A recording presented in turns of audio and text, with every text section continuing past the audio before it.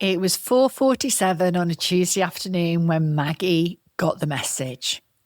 Can you lead the department meeting tomorrow morning? Mark signed off the restructure and we need someone calm in front of the team. Calm? The word just sat there, blinking on a screen. Calm?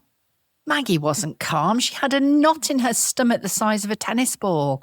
Her hands were already a bit shaky just thinking about it. And tomorrow, at 9 o'clock sharp in the morning, she was going to have to walk into a Zoom with 140 people and tell them everything was going to be okay, when she didn't yet believe it herself. This is the thing that nobody warned you about leadership. You don't get to wait until you feel calm to lead with calm. You have to lead the calm into every situation, because if you don't, everyone knows it, everyone senses it. And today's story is about how you actually do that. Because it's not what they tell you in the leadership books. Oh no, it's a much smaller move than you think. And it's one that can have a magical impact. Welcome to Unshakable Her, helping ambitious women who are constantly second-guessing themselves to build the daily habits that compound into unshakable confidence. I'm Caroline Esterson and I'm in your corner. And today it's Monday, which means I'm telling a story. Because the best way to see your own situation clearly is to listen to someone else live it first. Then we'll crack open the unspoken rulebook of how power, promotion and visibility really move, so that you can stop second guessing and start moving away from imposter syndrome and towards the influence you deserve. Grab your coffee. Let's go. By the time we're done today, here's what you'll walk away with. 1, you'll know exactly what to do when you've been handed that calm in the storm role and you're just not feeling it. 2, you'll understand the one sentence that resets the panicking room and why it works on people without them even realizing it. And 3, you'll have a Monday morning move you can use this week, even if your week looks nothing like Maggie's, especially if your week looks nothing like Maggie's. Right, let's get into it. So Maggie goes home that Tuesday night, not still in her stomach, and she does what most of us do. She opens her laptop, stares at a blank Word document called Department Meeting Notes, and she's got nothing. 40 minutes of typing, deleting on loop. Then she does something different. She closes the laptop and makes herself a cup of tea. And she asks herself one question. What does the team actually need from me tomorrow morning? Not what do I say, not how do I feel. What do they need from me? And the answer comes back almost immediately. They need steadiness. They don't need answers. They know that most of the answers aren't there yet. They need a person in front of them who looks like she's still standing despite the uncertainty. So Maggie makes a list, and this is the 2mm difference. Not of what she's going to say, but of how she's going to say it. And she writes, speak just a little bit slower than feels natural. Pause after the hard sentences. Don't try and fill the silence. Open with one sentence that names the moment. Don't pretend it's all fine. Sit further back from the camera, hands relaxed on the desk, not under it. She doesn't write the speech. She writes the choreography. So, after a sleepless night, it is now 8:52 a.m. on Wednesday morning. Maggie logs on early, on purpose.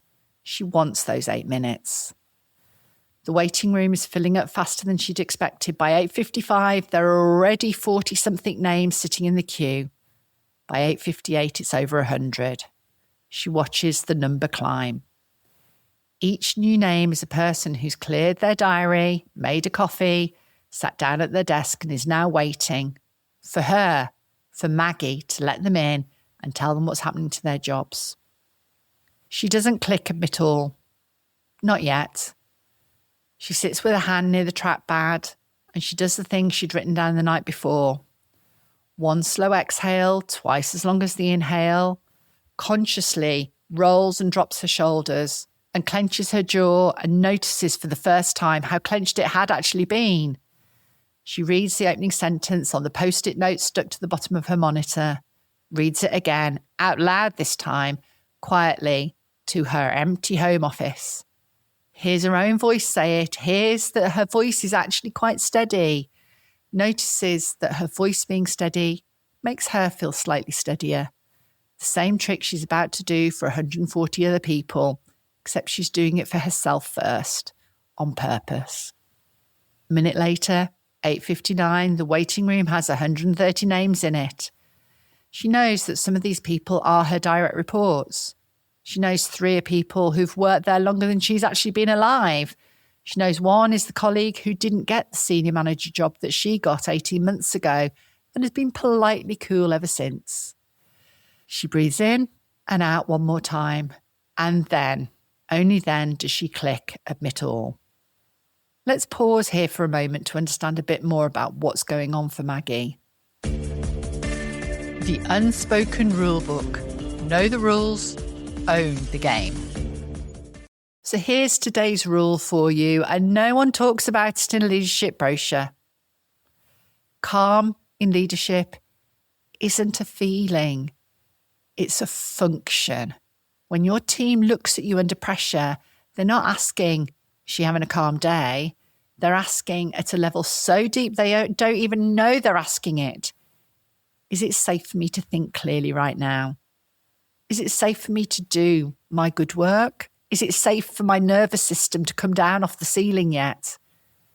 Your job is to be the answer to that question, not to feel the answer, to be the answer in everything that you do and say.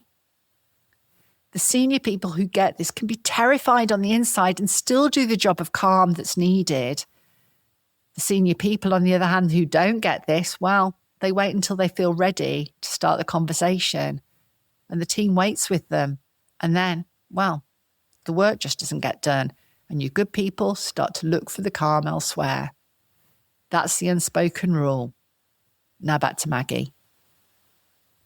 The squares appear in waves, 12 at first, then 30, then 80.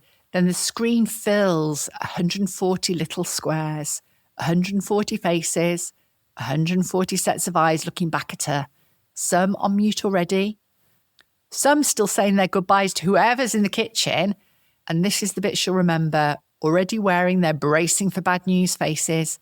Eyebrows up, shoulders up, mouths slightly open. Others with that resting face, you know, the one that scowls at everyone around them. A few wave warmly and say hi before hitting mute. And then silence. The kind of silence that only happens on a video call when everyone is clocked simultaneously that something important is about to be said. No throat clearing. No, oh, can you see my screen? Just 140 people waiting. And one person, Maggie, at the front of it all. It's the loudest silence she's ever stood inside. And here's the bit that we all know subconsciously, but rarely give it heed when we're leading a lesson ourselves. In that silence, the 4 or 5 seconds between everyone arriving and the first person speaking, the entire emotional temperature of the meeting gets set. Not by the agenda or by the slides, by whoever is at the front and what they're radiating in the silence before a single word has been spoken. If Maggie radiates panic in those 4 seconds, the meeting is panicked before she opens her mouth. If she radiates, I've got this, even if she hasn't, even if her hands are shaking under the desk where nobody can see them, the meeting is steadier before she opens her mouth. 4 seconds, pre-language, pre-content, pre-everything. Maggie uses those 4 seconds. She doesn't rush to fill them. She lets her face be soft. She lets her shoulders stay down. She lets her eyes track gently, not sharply, across the rows of squares, the way a person does when they're genuinely glad to see who's in the room. And then she opens with the sentence she'd chosen the night before. Hello, everyone. I know that there's a lot in your heads right now, and I want to say up front, You're right to feel all of that. So we're going to walk through what we know, what we don't know, and what happens next. Take a breath with me before we start. And then she paused for 3 seconds, watched the squares on a screen, and she watched 140 people exhale, almost in sync. 2 hours later, the department meeting ended. Maggie closed her laptop, walked to the kitchen, drank a glass of water, and then, only then, did her hands start shaking. That afternoon, she got a Slack message from a colleague she barely knew. 3 lines. Maggie, thank you. You were so calm this morning and took the time to listen and explain. I don't know how you did that in that situation. Could you teach me? Maggie didn't reply for a few minutes because the honest answer was she hadn't been calm at all. She hadn't been calm at any point. She was, however, prepared. And she knew that what the team needed from her in that meeting was the calm. They needed the confidence that she was listening, explaining what she actually knew, and was there with them, present with them. And the performance was so deliberate, so practiced, that it became real for the people on the Zoom first and then slowly for her. That's the 2mm difference. Maggie didn't change what she said. She changed how she held herself while saying it. Pace, pause, posture, and presence. That's the job. That's leading with calm, not the inspiring speech, not the perfect strategy, and not having all the answers. The job is being the person whose nervous system, other nervous systems can borrow from when the room doesn't know what to do with itself. Most leaders don't think about this. They sprint from meeting to meeting, carrying yesterday's stress into today's room.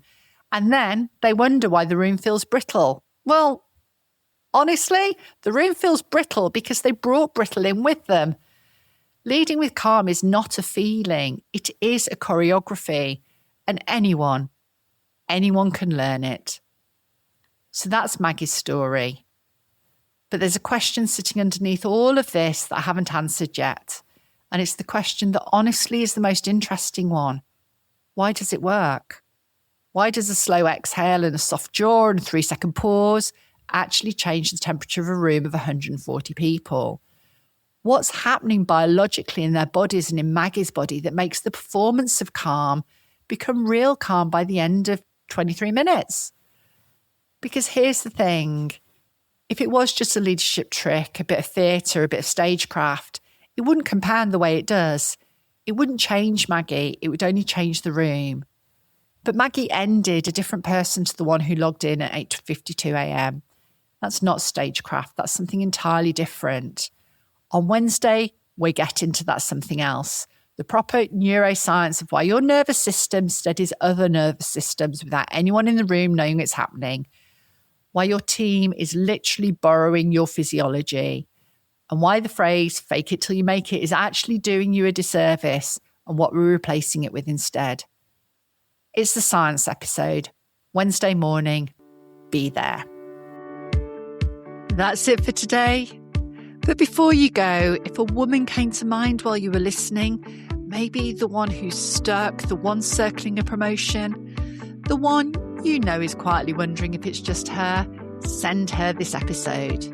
Because she gets to feel less alone and you get to be the woman who refused to let her stay stuck, who reached back instead of scrolling on.